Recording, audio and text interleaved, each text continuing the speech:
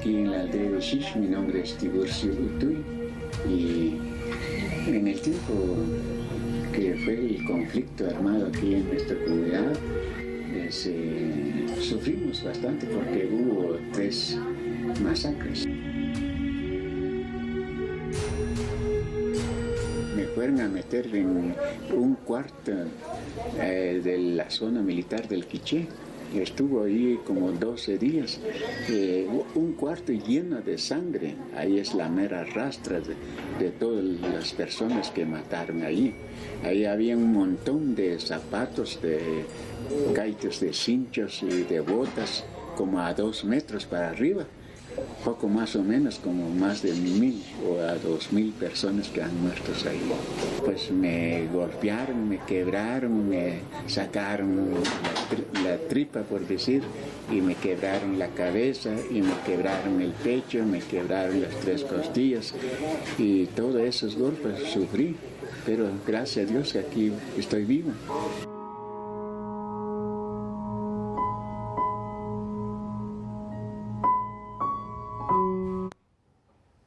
Era Tiburcio Utuy, un superviviente del genocidio cometido en Guatemala entre 1960 y 1996. Su testimonio aparece junto al de otras víctimas en un documental que han dirigido y realizado nuestros invitados de esta tarde. Ellos son los fotoperiodistas Ofelia de Pablo y Javier Zurita. Muy buenas tardes a los dos. Hola, ¿qué tal?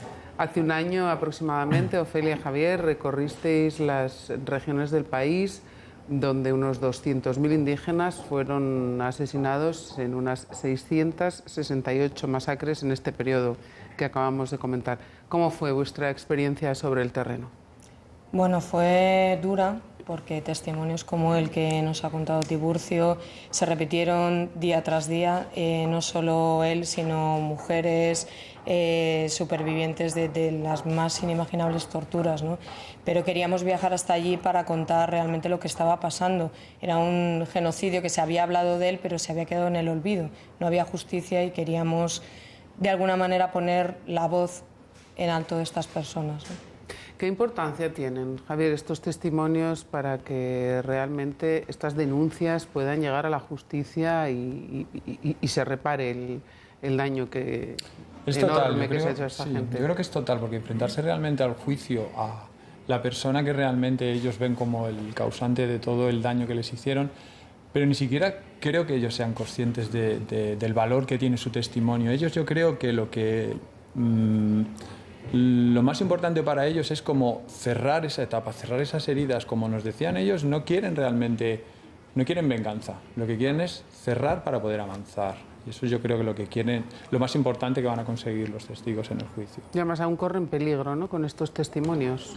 Desde luego, si toda la gente que ha declarado, por ejemplo Tiburcio, o sea, se están jugando la vida por declarar en contra de personas que ahora mismo todavía están en el poder en Guatemala. 36 años de conflicto armado dejaron también 1,5 millones de desplazados y más de 45.000 desaparecidos. A mí me desaparecieron a mi hermana. El ejército lo desapareció. Hasta la fecha no tenemos ninguna información de ella.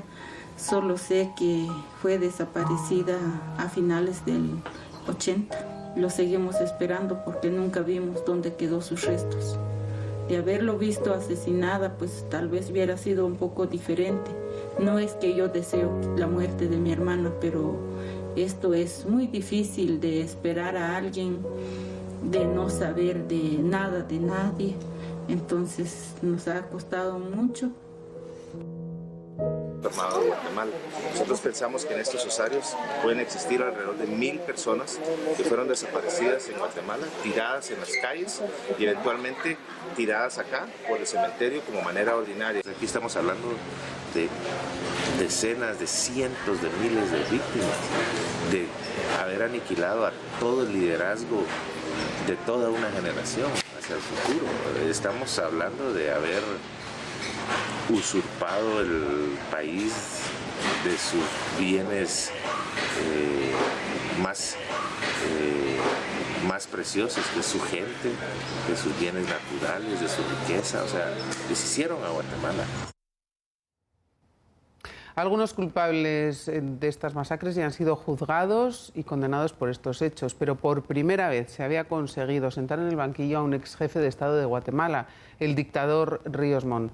Sin embargo, hace unos días, el pasado día 19, su juicio ha sido suspendido. Parece ser que por un conflicto de competencias entre tribunales. ¿De qué depende que se reanude? ¿Qué puede pasar ahora? Se ha hablado de anulación de juicio, pero la palabra exacta es suspensión temporal. Realmente están esperando a que se solucione por el Constitucional de Guatemala lo que está ocurriendo. O sea que hoy mismo, además acabamos de hablar con la abogada antes de entrar a la entrevista, Almudena Bernabeu, que es la que ha hecho la prueba de genocidio del caso, y nos decía que puede que hoy mismo tengan una resolución. Y está la ONU también presionando para que... Ayer mismo pidió que se reanudase. Es importante, ¿no, Javier, la presión internacional para que esto salga adelante? Sí, sin lugar a duda. Yo creo que todos tenemos que aportar nuestro granito de arena, como decía Pamela Jade. No sé si alguien tiene más fuerza para que todo esto se lleve, al final el juicio se pueda celebrar, pero sí que al final creo que tanto los medios como de alguna manera los forenses aportaron sus pruebas, como los periodistas tienen que hacer su trabajo, y todos estos granitos de arena al final creo que la presión mediática hará que todo esto al final termine en que el juicio se pueda un poco realizar. Y no permitir que vuelva a caer de nuevo en el olvido. El presidente de Guatemala, Otto Pérez Molina, estuvo con nosotros en El Mundo en 24 horas hace un par de meses, y esto es lo que nos dijo acerca del juicio de Ríos Montt. Ya han habido otros generales que fueron llevados también a tribunales antes del general Ríos, y tal vez es el caso más emblemático. Y nosotros lo que ahora pensamos es, y los guatemaltecos lo que buscamos es que haya justicia, es decir, que no se parcialice ni para uno ni para el otro lado, que haya justicia, porque esto es un caso, como decíamos, de alto impacto y un caso emblemático. Y si esa justicia es bien aplicada, creo yo que nos va a servir de punto de partida para empezar a dejar atrás ese pasado de 36 años de violencia y empezar a ver con la unidad y la reconciliación, ver hacia el futuro que ahora nos toca enfrentar, que es una cosa totalmente diferente. Otto Pérez Molina nos decía que con su presidencia se abría también una nueva era para la justicia en su país. Yo creo que es necesario, como el agua, para una sociedad realmente limpiar sus heridas para poder enfrentarse a una democracia sana.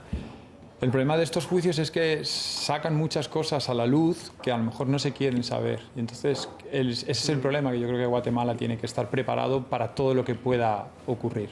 Y de hecho tiene que avanzar y enfrentarse a esa justicia, no de repente cuando ya están todos los testimonios en la mesa echar para atrás porque hay un problema legal que no se resuelve en el último segundo, ¿no? Todo el mundo está mirando a Guatemala para que esa justicia sea aplicable a todos los pueblos que no la han tenido.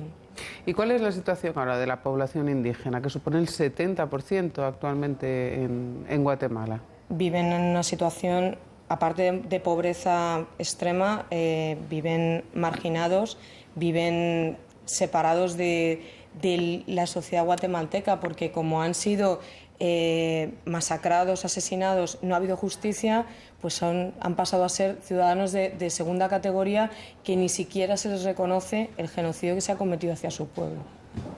Pero quizás el problema no solo es la población indígena, el problema de Guatemala es que abarca a toda la población, porque la violencia que existe en Guatemala quizás es por eso, porque quizás la violencia fue hacia el pueblo indígena, pero no se solucionó. Y eso ahora, hoy por hoy, está directamente la violencia que ocurre a los ciudadanos que no son indígenas, ¿no? Durante todo este conflicto se ha ejercido de manera brutal un tipo de violencia, que es la violencia sexual contra las mujeres, una violencia específica. Vamos a escuchar a una activista de derechos humanos sobre este asunto. El carácter sexual o la violencia contra las mujeres fue planificada y sistemática. Esto vino desde el entrenamiento militar y los hicieron practicar violaciones con prostitutas. Entonces, en este intento de exterminar los pueblos indígenas, que ese es precisamente el delito de genocidio, golpear a sus mujeres era directo golpearlos a ellos. Es decir, cuando se extendió la noticia que estaban violando en forma masiva, más múltiples, muchísimos soldados violaban a una misma mujer o a unas mismas niñas, esa noticia corrió y cundió el pánico.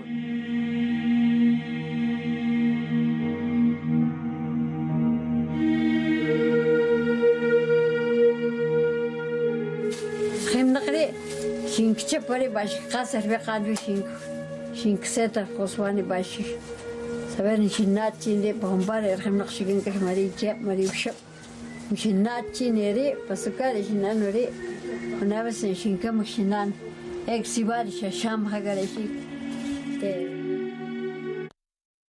Parece que todo lo no resuelto en el pasado, Ofelia, nos decía, sigue afectando en el presente, como este asunto, ¿no?, de la violencia sexual dirigida exprofeso contra las mujeres. Es que una forma de destruir a un pueblo es destruir a sus mujeres. Entonces, la violencia contra las mujeres, de hecho, esta fue la primera vez que estas mujeres empezaron a dar sus testimonios cuando fuimos a hacer el reportaje, y ahora por fin han podido testificar en el juicio. Pero hasta ahora todas esas violaciones ni siquiera eran comparadas como daños colaterales, ¿no? Y el problema de Guatemala hoy día es que a las niñas las siguen violando en la parte de atrás de los autobuses, y es porque todo vale, como decía la activista, es que todo está permitido porque no se resolvió en su momento esas violaciones. Por eso es tan necesario este juicio, porque no se puede permitir que a una mujer la destrocen el cuerpo, la maten, la asesinen y la persona que lo ha hecho siga caminando por la calle como si no pasara nada. No solamente en Guatemala, sino que la violencia sexual contra las mujeres es un arma que utilizan, pues, los enemigos de ciertos pueblos en muchos lugares del mundo hoy en día.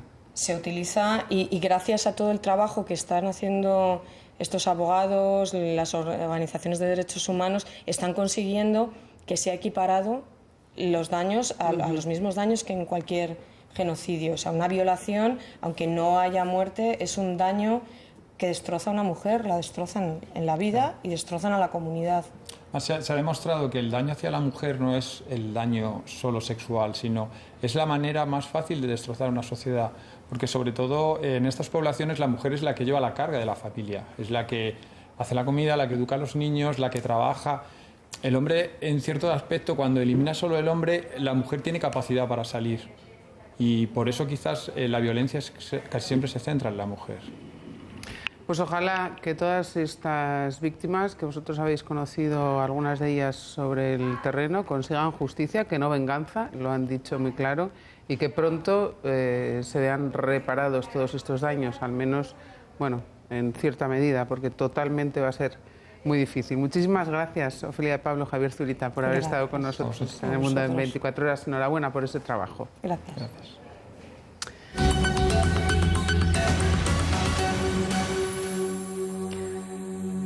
Pues con nuestra habitual vuelta al mundo en algunas de las imágenes que nos ha dejado este miércoles, nos vamos como siempre. Gracias por haber estado ahí. Recuerden que siguen informados aquí continuamente en el canal 24 horas y hasta mañana.